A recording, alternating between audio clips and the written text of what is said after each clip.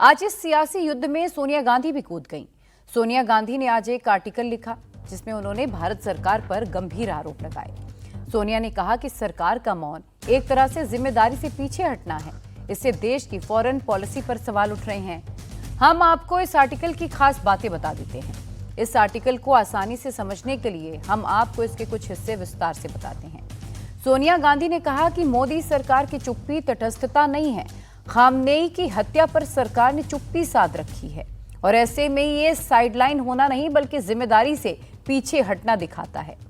सोनिया गांधी ने दूसरे हिस्से में लिखा कि भारत की विदेश नीति पर सवाल उठ रहे हैं। किसी हेड ऑफ स्टेट की हत्या पर चुप रहना भारत की पारंपरिक विदेश नीति नहीं रही और इससे ये पता चलता है कि इंटरनेशनल लॉ के प्रति हमारी प्रतिबद्धता कमजोर है।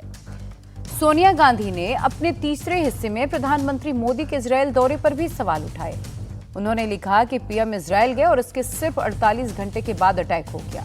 ये एक तरह से इजरायल को राजनीतिक समर्थता दिखाता है।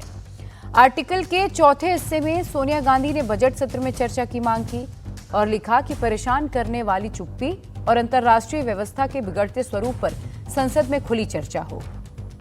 आखिरी हिस्से में सोनिया गांधी ने इतिहास और पुराने संबंधों की याद दिलाई।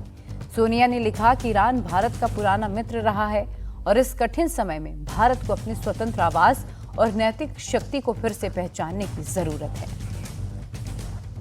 सोनिया गांधी का आर्टिकल आते ही इस पर जमकर सियासत शुरू हो गई। राहुल गांधी ने आर्टिकल को ट्वीट करते हुए मोदी सरकार की नीति पर सवाल उठा दिए। उन्होंने कहा कि भारत को शांति का पक्ष लेना चाहिए, लेकिन इसके लिए अपनी नैतिक शक्ति को पहचानने की जरूरत है। प्रियंका गांधी ने भी लिखा, प्रियंका गांधी मोदी के इजरायल दौरे के बाद से ही निशाना साध रही थी और आज उन्होंने भी सोनिया गांधी के आर्टिकल को पोस्ट किया और कहा कि खामनेई की मौत पर मोदी सरकार की चुप्पी जिम्मेदारी से पीछे हटना दिखा रही है।